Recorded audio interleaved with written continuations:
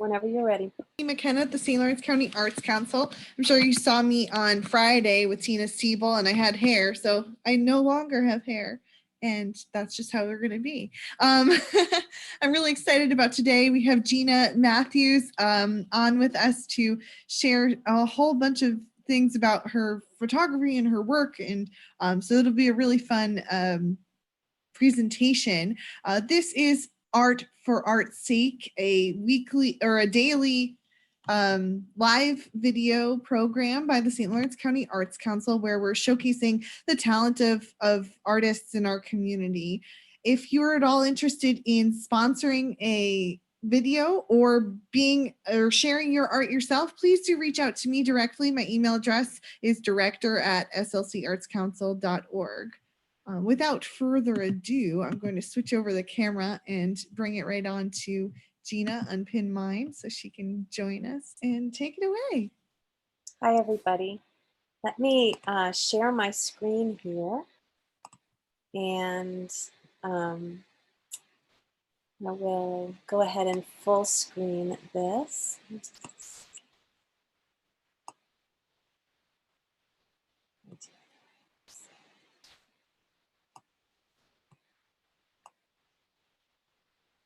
There we go.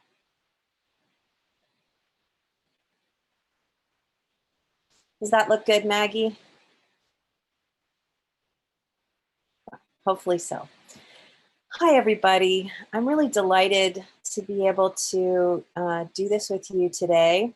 I'm a photographer is one of the things that I do. I'm also a computer science professor at Clarkson and a poet and a dancer and all sorts of things.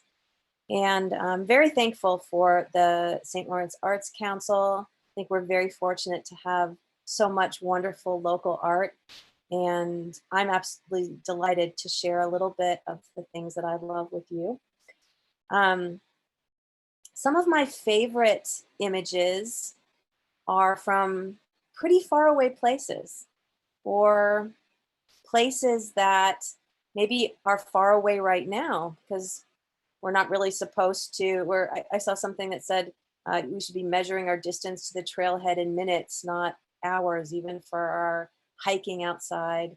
And I've done a lot of going to Ottawa and Montreal and really enjoying that, and that's not an option right now.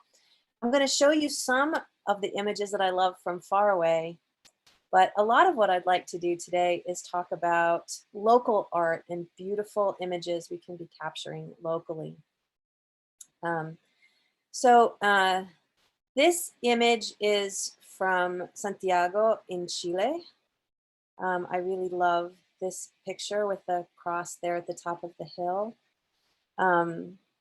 This image is from Romania, and I call this image Intimacy because it reminds me of the difficult needle we thread trying to be vulnerable and intimate with someone else.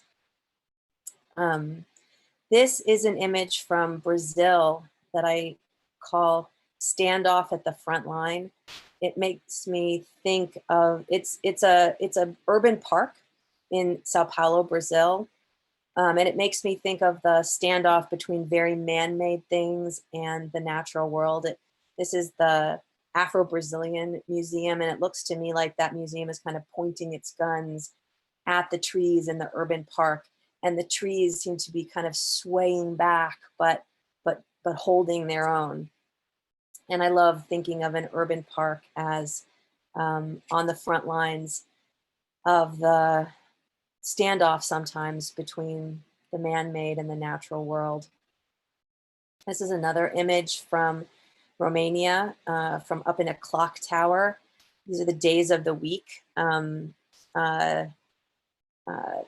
The Monday moon and other characters. These are this is an image from just off the coast in California near Monterey.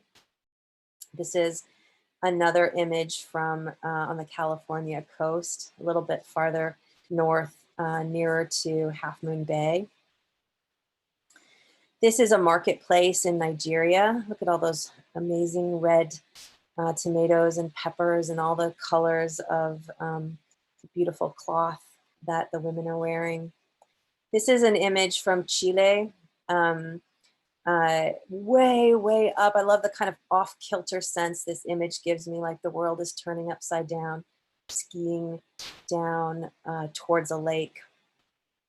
I seem to like images with a lot of strong diagonals. This is an image from Valle de Corcora in Colombia. These are the wax palms, which have a very interesting history. This is just a cozy rumpled bed in Puerto Rico. This is in Geneva, Switzerland. They have a huge water jet, and I love the rainbow that was coming off that water jet on that very sunny day.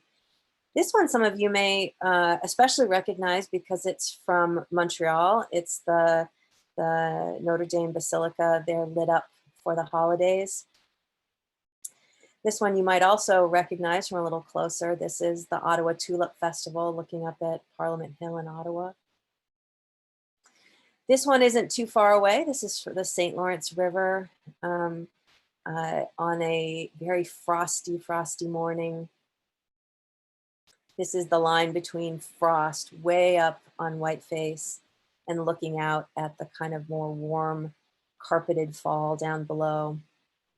This was another image taken on that same day, and you can really see the hard frost on all the things up there on the top of the mountain. It's also from that series. This is winding away through Keene Valley, and they're near Cascade and Porter. This is actually walking distance from my house along the St. Lawrence, but again, on a very, very frosty morning. So those are some of my favorite images, and I wanted to start out with some of those. I wish we could do a little more interactive because I'd love to answer questions about any of them. But if you have questions for me, please feel free to send them. And now I'm going to shift gears just a little bit, if I can manage that okay.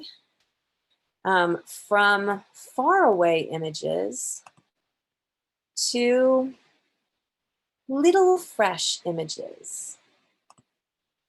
And as I was preparing to do this for you all today, I thought about how you can see new things by going to really new places. And you can also see new things by just looking very closely at the changes that take place every day around you. And we're coming into an amazing season of the year for that, although I guess they all are wonderful seasons for that. But I think of it as kind of garden theater. I like to go see what new things are emerging, what things are growing. And I hope some of these pictures may inspire you to take out your cell phone with you and go around and look for the subtle little changing beauty in your own neighborhood or your own yard. That moment of emerging, that moment of color starting, it's just breathtaking, I think. This photograph was taken up in Ottawa at about the time of the Ottawa Tulip Festival, but not at the main festival, at the, it's kind of like a cooperative extension set of farms. And what I love about this is just the drops just about to let go. The sense of capturing that one fresh moment. This was New York City. I think this might have been Union Square, some blossoms there. Again, the spring rain, and just the very beginning of the fuzzy buds. And we don't have to go far to find that kind of just lovely, beautiful image to capture. It just takes making a decision to go outside and look with new eyes at the things around us every day. Um, I just find it amazing to look at the newness of it all, the new fresh leaves unfurling. This was actually a photograph that I won a prize for, and that's just, right here local. Look at those crazy alien ferns just unfolding with all of their fuzziness. Um, and it makes me think how much art there is in so many of the things we do, whether it's gardening or whether it's preparing a meal or whether it's just cleaning your house or decorating a room or setting out something in a lovely way. There's um, we have a lot of opportunity to enjoy the beauty that's around us and to capture it and share it with each other. I've been thinking, as maybe many of you are, about the supply chain for our food these days and how this seems like a really good time to invest in local sources of food, supporting our local farmers, doing a CSA, planting your own garden, things like that. And I think we can think a little bit about art like that too.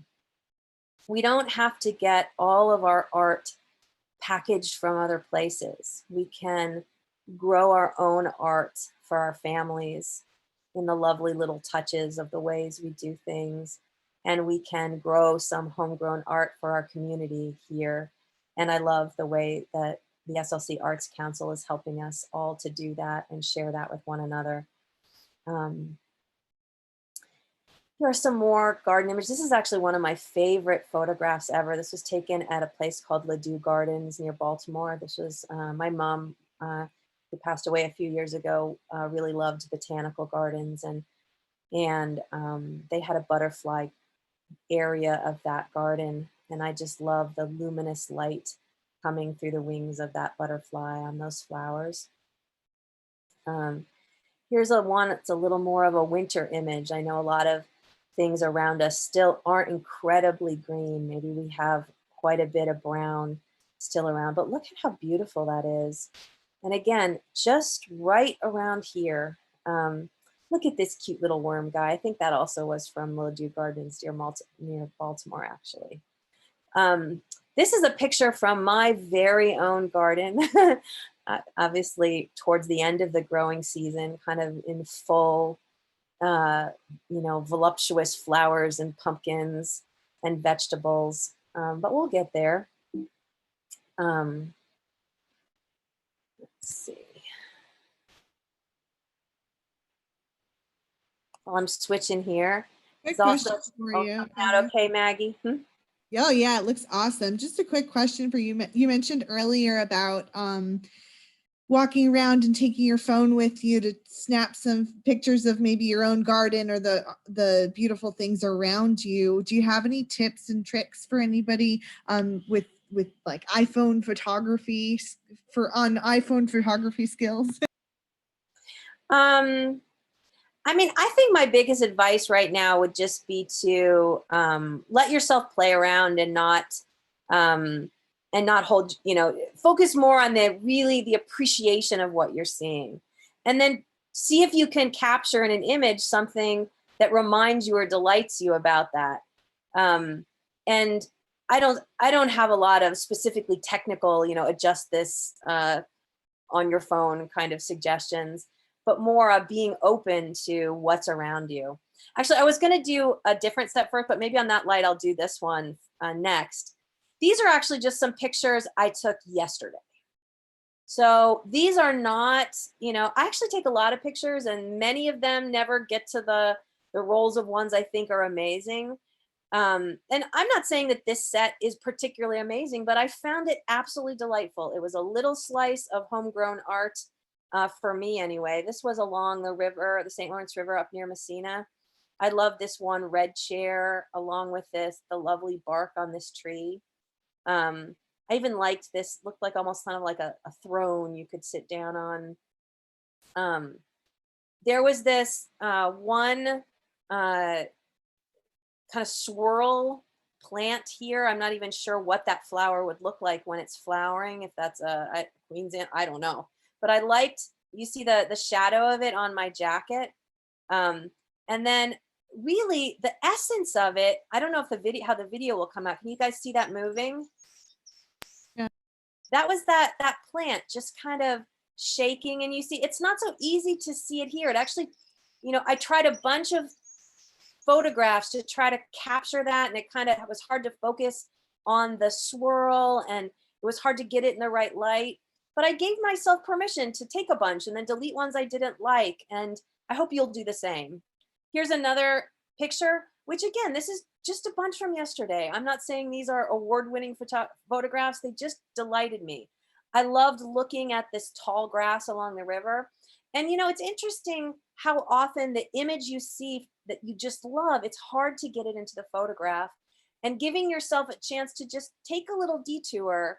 Smelling the roses is one detour. Another detour is trying to capture what you see and really put that into the photograph and see if you can be successful. This is another one where I also kind of took a little video so you can see just a little sense of what that felt like to me to be there. And I'm not sure that I got it in that photo.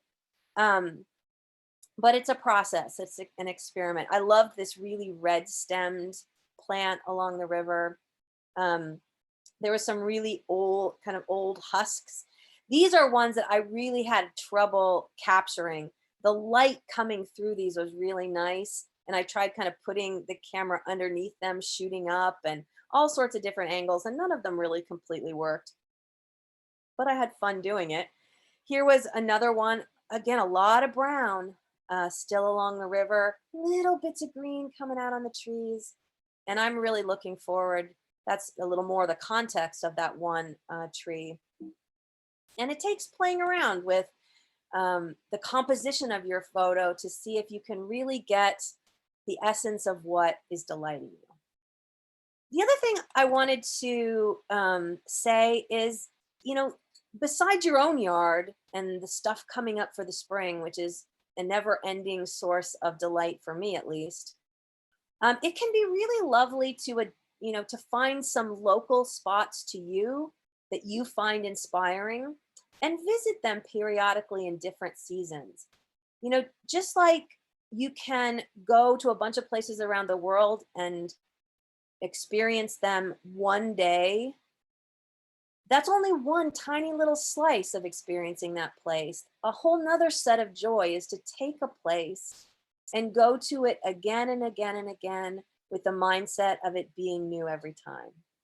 And one of the places that I love is the Bayside Cemetery in Potsdam. I don't know how many of you listening have had a chance to check that out, but I just find it incredibly inspiring. I go there a lot. This is one photograph I love. It makes me think of a skyline. I call this, I think, tombstone skyline. And the story of this set of tombstones is pretty interesting. My understanding is that this portion of the cemetery was relocated from someplace else. And, you know, if there were family members who claimed a grave site, maybe they would move it over or pay for it. And all the other ones, they just lined them up and made them as inexpensive and packed together as they could. But it did make a pretty interesting little skyline there. And all of these different images at the Bayside Cemetery just show you how rich it can be to keep interacting with the same place again and again. I love this one, this huge expanding tree and the gravestones down below. It kind of reminds me of how short life is and how little it is, and yet how big. This is full summer and lily pads out there on the water, bench in the fall, looking out to the church there across the way, looking across to the cemetery in the winter. Here's another, I just love this one really quirky leaf. Look at all those cool holes and the way the light comes through it and the different patterns. And every time I go there, I have just so many photographs of that cemetery. in so many different seasons and so many different aspects. But that's a little taste. Um, so in addition to sharing a bit of photography and hopefully inspiring you to go out and take some photos of your own, I do a few other things that I thought might be fun to mention and maybe invite you to join if you'd like. Another thing that I do here in the area is I teach salsa dance on Fridays, normally from 6 to 7 p.m. at the Yoga Loft in Canton. But of course, we're not meeting at the Yoga Loft in Canton right now. We're all home. And so I've been doing some salsa lessons via Zoom, just like they've been doing Zoom yoga classes. And that actually has been really fun. The first time I did it, all the participants very kindly allowed me to take a group photo of everybody. I don't know if any of you all are listening, but that's kind of what it looks like. And I've been kicking off the disco ball in my hall. You can see it in that one as well.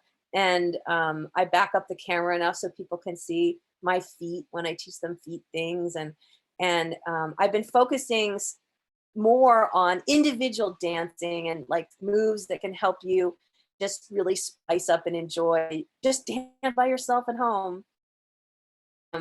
I don't normally like hold my cell phone while I dance at home, but I've been desperate to have the steps go down on my permanent record, so to speak, with all this like sitting. So I carried my cell phone a few mornings, and you know, in 45 minutes or so, I can easily get 2,000 to 3,000 steps just dancing around salsa to myself. So, and you know, this is a just plain morning, I'm just dancing for myself, counting my steps thing. And you know, one of the points I wanted to make is look how fun it is just to turn the disco ball on. And that's another little bit of kind of homegrown art, right? You know, maybe we can set the table or all dress up when we come to dinner or put the disco ball on. It doesn't have to be for Zoom because other people are joining you. Homegrown art, local art can start at home in some really fun ways. And actually, that's another thing I wanted to kind of mention in this call is I have a few ideas of some ways that I would really love to see us try some local art. Maggie and I were talking about this the other day. How cool would this be? This is an idea. If we had asynchronous appreciation of art, asynchronous but collaborative, collective appreciation of art. Let me give you an example. What if somebody put an outdoor sculpture and then different people go and visit it and take selfies of themselves with it or leave something there at the sculpture to say they've been there. That would be, social distancing approved, but a way that we're still experience a piece of art together. I think a mural or an outdoor sculpture would be especially amenable to that, but it could also be, you take a photograph of a photograph you really love of a place and you encourage people to go see that same place. Or maybe you're a dancer and you do a dance in a place and encourage people to go to that place and try to recreate it. Have you seen some of those great videos of people like recreating dances on their own? Hysterical and fun. Or, if you're a singer or a musician, maybe you play a beautiful piece in a location and then encourage people to go to that location and listen to what you recorded. I think those could all be super fun. And another thing that I think could be super fun is if you're an artist and you think I could do a project like that, but like for my time and materials to do it, it would be $300. I would love to see us have a list of projects that people are willing to do. And then if there's people in the community who maybe are not buying gas every week anymore, or they don't have expensive coffee and lunch to buy because they're home, maybe some of them would step up and say, I will be a local patron of the arts. I will sponsor that project. Here's $300, go make it so. And then there'd be a beautiful outdoor sculpture and we could figure out a way that we can all interact with it, record that we interacted with it. That's just so fun to me. If you think it sounds fun too, I'd love to hear more ideas in that space and see how wonderful would that be if we could make something like that be a reality. I think that's a super awesome idea, and I'm so glad we've started talking about that. I did also talk to my staff about it, and we're going to actually set up a Facebook group within the Arts Council's page so that people who are really interested in collaborating and creating these kinds of experiences together can have a central place to do this. We're also thinking about what kind of like hashtag we could use for that on Instagram. So if anybody has any ideas, this is, we want it to be something that we're not saying, we will tell you how to do this. That's not how artwork works ever, is it? So I hope that people will join that group once we've got it up and running within the week, and we'll kind of start that conversation there. So cool. It's kind of like that story of stone soup where everybody brings something and put it in the pot and then you get a great soup, right? So if we all kind of think what idea we can bring and add to this, maybe somebody brings an idea of a hashtag, and somebody brings an outdoor sculpture, and somebody brings a beautiful musical piece performed in a location. And, I just think we're really fortunate to have a lot of local art. And as this whole coronavirus pandemic has been kind of forcing us to be in one place and think about where we are and a sense of place, even more than normal. I think we have an opportunity to think about local food and local art and investing in one another in a way that I think could be really lovely. It could be some lemonade that comes out of the horrible lemons that we're facing. So I'm excited to hear what everybody else adds to the stone soup of that idea. Okay, so mostly photography and a little bit of dance. And then I wanted to do just a little bit of poetry because that's another thing that I do. And I also had I actually have a few other suggestions too. But poetry's next. So I have a book of poetry that is, it's in English and Spanish. I'm not a native Spanish speaker, but I love Spanish, and got a degree in Spanish from SUNY Potsdam, actually, in the last few years. And my book of poetry is called Playing Hard to Get and Other Sins, which I love that title. And for me, that basically means, that refusing to be vulnerable, refusing to show someone that you love them when you love them, is a type of a sin for me anyway. And in Spanish, haciéndome la difícil y otros pecados. And I thought I would read one poem out of that collection. It's a poem that is about Earth Day. And Earth Day is coming up. I believe it's April 22nd. And we're at the 13th? So it's coming up pretty soon. And Earth Day in this area is often still not full spring. It's often still, a little bit of green coming out on the trees. You saw the pictures I took yesterday, and I'm sure you see it all around you too. A lot of brown still out there. So in 10 days from now, a little more green. So this is a poem about Earth Day. It's the Earth's day, and she is blushing green, the palest green yellow of new leaves about to emerge on branches, black and wet and bare. Perhaps she is blushing because she's embarrassed to be arriving so late to her own party. It's April 22nd, and there are so few signs of spring. Last year at this time, the daffodils had been out for weeks. Perhaps I have caught her unaware, singing in the shower like some American Idol wannabe when she thought no one was there to hear.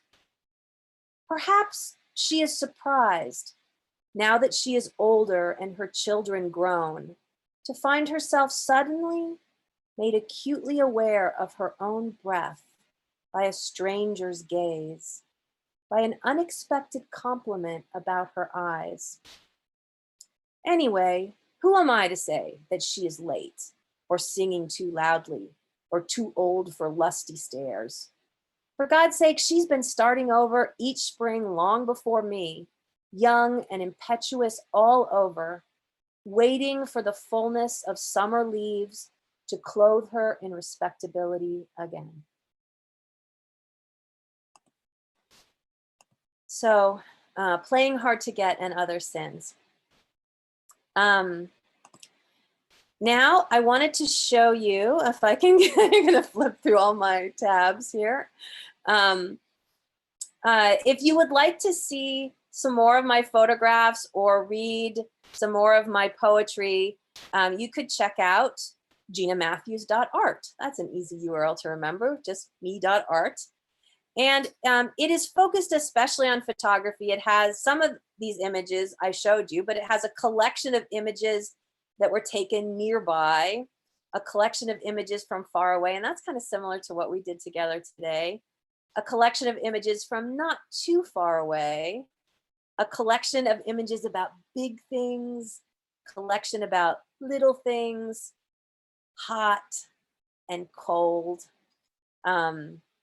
So if you have a chance to check it out, I'd love to hear what you think. Also, I've had a chance to win a few awards and have a few things in calendars. And so if you click on awards, that's about that. But if you want some about poetry, there isn't a lot about poetry here, but if you click on news there and you scroll down, this 2016 Rhina Espaillat Award for Poetry in Spanish, you can read and also listen to a video of me reading a poem called Winter's Gifts. And I see lots of St. Lawrence Arts Council related things here. Over the years, I have felt just delighted to be able to do a lot of things with the St. Lawrence Arts Council. John Bearbridge, who I know did another one, I think the first one of these for art's sake, interviewed me for their newsletter once, and I did a photography show at the town hall in Potsdam once. But one thing they did once upon a time that I really loved were these art student Sundays. So after I finished my Spanish degree at SUNY Potsdam, I decided to keep taking classes towards a BFA in creative writing. And I stalled a little bit on that, but at that time, someone who was working at the Arts Council interviewed me about photography and poetry and dance and the different kinds of art that I do. And this felt very relevant to me, that like photography, like poetry, is about capturing a moment in time. And poetry, like dance, has a lyricism, a rhythm to it that normal language lacks. And I just love to play around with the connection between those various pieces. I wanted to also suggest something that I just listened to. So another great way to have some art in your world, although this isn't so much local art, but this is a podcast, to the best of our knowledge, is what I like a lot. And they had Poetry in Troubled Times on April 4th. That was pretty cool. But the one I liked especially was this Writing Truth and Lies, and how difficult it is in any form, art, news, to tell the absolute truth. But why trying is an important thing about what makes us people, what makes us artists. Anyway, if you want a suggestion of something to listen to, Writing Truth and Lies podcast on To the Best of Our Knowledge. And I will end with one other local thought and idea. This isn't so much art related exactly, but it's about local resources, local food, local art. I'd kind of like to grow a network of redundant, resilient, reliable local connections. The idea is a network in which you, is partly inspired by asking the question, how many people do I only know how to get to on Facebook? What would happen to my knowledge of local resources without some of the platforms we use? And also recognizing that so many social media platforms are sharing news from elsewhere.